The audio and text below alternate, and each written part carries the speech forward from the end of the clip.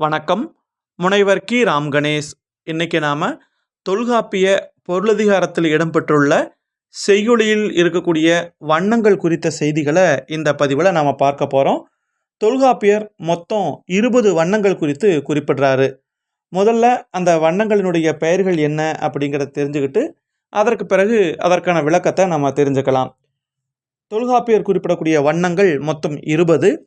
அது பாருங்க: பா அன்னம், தா அன்னம், வல்லிசை வண்ணம், மெல்லிசை வண்ணம், இயைபு வண்ணம், அளபெடை வண்ணம், நெடுஞ்சீர் வண்ணம், குறுஞ்சீர் வண்ணம், சித்திர வண்ணம், நலிபு வண்ணம், அகப்பாட்டு வண்ணம், புறப்பாட்டு வண்ணம், ஒழுகு வண்ணம், ஒரு வண்ணம், எண்ணு வண்ணம், அகைப்பு வண்ணம், தூங்கல் வண்ணம், ஏந்தல் வண்ணம், உருட்டு வண்ணம், முடுகு வண்ணம்.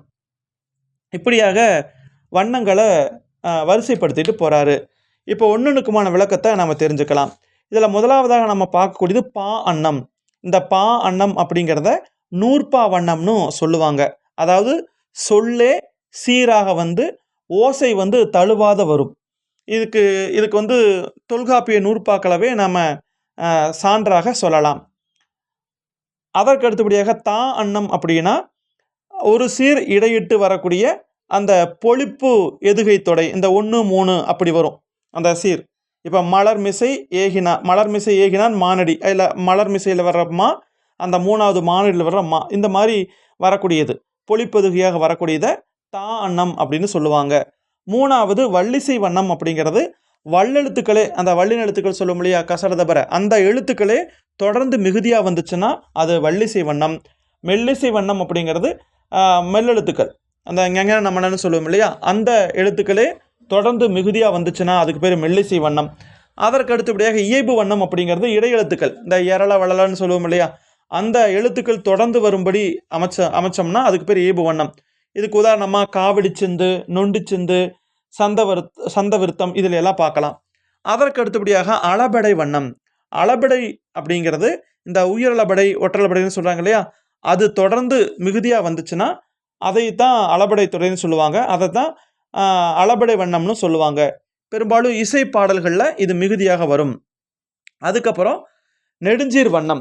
நெடுஞ்சீர் வண்ணம் அப்படிங்கிறது நெட்டெழுத்துக்கள், அதாவது நெடில் எழுத்துக்கள் தொடர்ந்து மிகுதியாக வந்துச்சு அப்படின்னா அதுக்கு பேர் நெடுஞ்சீர் வண்ணம் அப்படின்னு பேர்.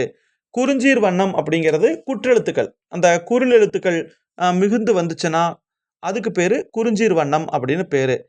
அடுத்து பார்த்தீங்கன்னா சித்திர வண்ணம்.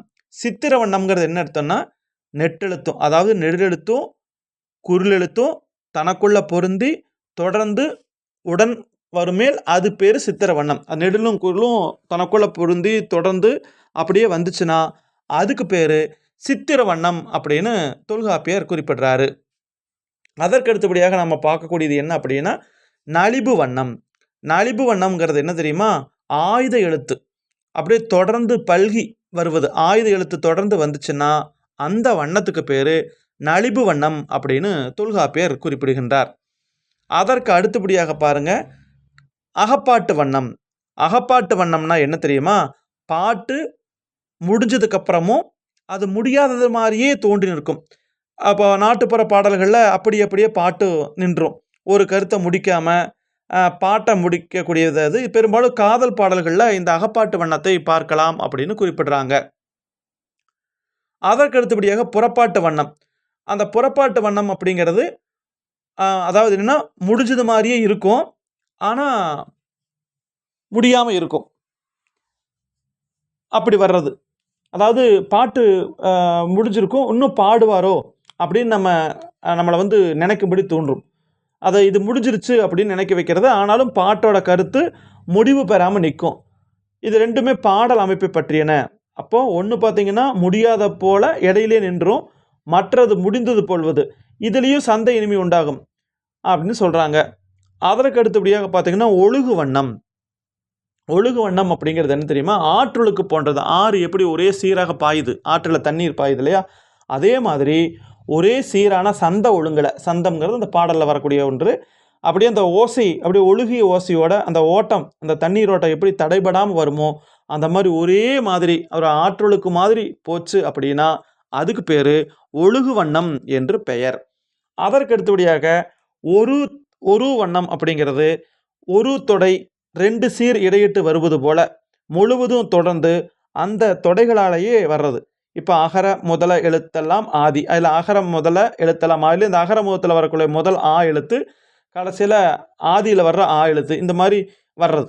இந்த 1 4 இந்த மாதிரி வந்துச்சுன்னா அந்த அகர முதல எழுத்தெல்லாம் ஆதியில் அ ஆ அந்த மாதிரி வந்துச்சுன்னா, அந்த மாதிரி மோனை எழுத்து மாதிரி வந்துச்சு அப்படின்னா, ஒரே மாதிரி வந்துச்சுன்னா அதை வந்து என்னன்னு சொல்லுவாங்கன்னா ஒரு வண்ணம் அப்படிங்கிற பெயரால் அதை குறிப்பிடுவார்கள். அதற்கு அடுத்தபடியாக எண்ணு வண்ணம். அதாவது எண்ணு வண்ணம் அப்படிங்கிறது எண்ணக்கூடிய மரபினுடைய அடிப்படையில் அமைவது. இப்போ பாருங்களேன், நிலம் நீர் வழி விசும்பு என்று 4 நலப்பரியே, குறிஞ்சி முல்லை மருதம் நெய்தல் பாலை, இந்த மாதிரி ஒரு மாதிரி வரிசையாக அடுக்கிக்கிட்டே வருவோம் இல்லையா, அதை எண்ணிக்கொண்டே வருவோம் இல்லையா. அப்போ இந்த மாதிரி அமைப்பில் வரக்கூடியதை எண்ணு வண்ணம் அப்படின்னு சொல்லி குறிப்பிடுறாங்க. அதற்கு அடுத்தபடியாக அகைப்பு வண்ணம். அகைப்பு வண்ணம் அப்படின்னா அந்த ஒழுகு வண்ணத்திற்கு அப்படியே மறுதலை.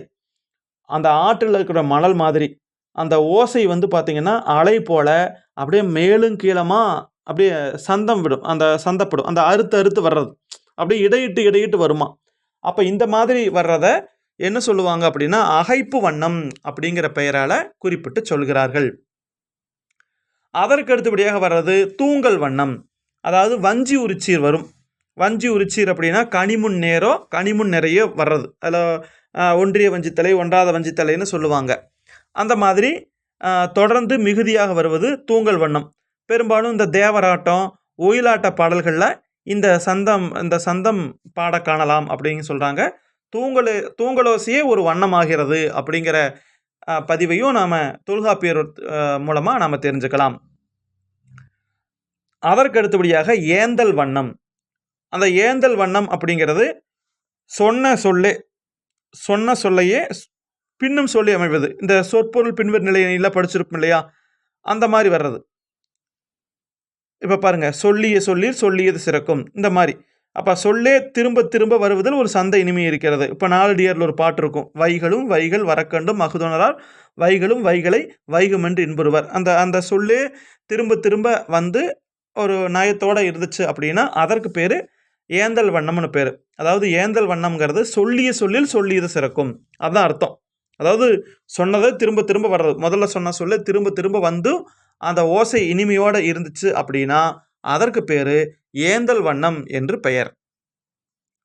அதற்கு அடுத்தபடியாக பார்க்கக்கூடியது உருட்டு வண்ணம்.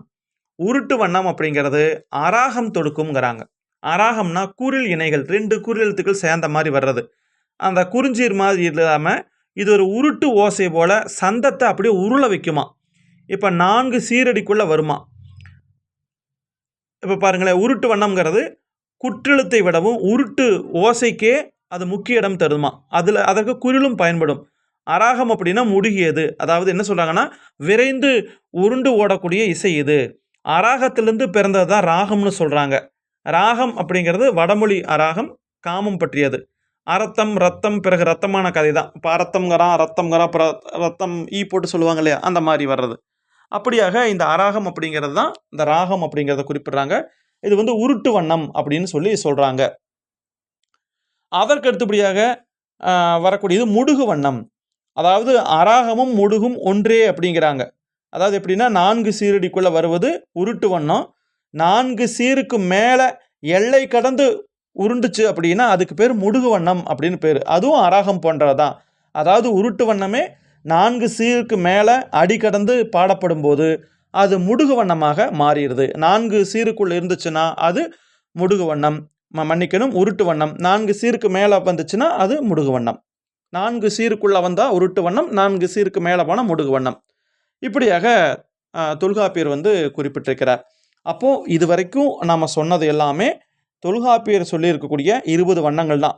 இதை மேலும் எத்தனையோ கூறுபடுத்தலாம், 100 வகையாக்கலாம். ஆனால் எல்லாமே இந்த 20னுடைய அடிப்படையிலிருந்து வெவ்வேறாக தோன்றியவை தான் அப்படிங்கிறத மட்டும் நாம் நினைவில் வச்சுக்கணும். அப்போது இந்த 20 வண்ணங்கள் தான் தொல்காப்பியர் குறிப்பிடக்கூடிய வண்ணங்கள். அப்போ இது சார்ந்து நம்ம இந்த நூற்பாவில் நம்ம தெரிஞ்சுக்கிட்டோம். மிக்க நன்றி. மீண்டும் நாம் இன்னொரு பதிவில் சந்திக்கலாம். வேறு ஏதாவது சந்தேகங்கள் இருந்துச்சு அப்படின்னா, விளக்கங்கள் இருந்துச்சுன்னா எனக்கு நேரம் கிடைக்கிறப்போ நான் நிச்சயமாக பதிவிட்டுருவேன். நன்றி.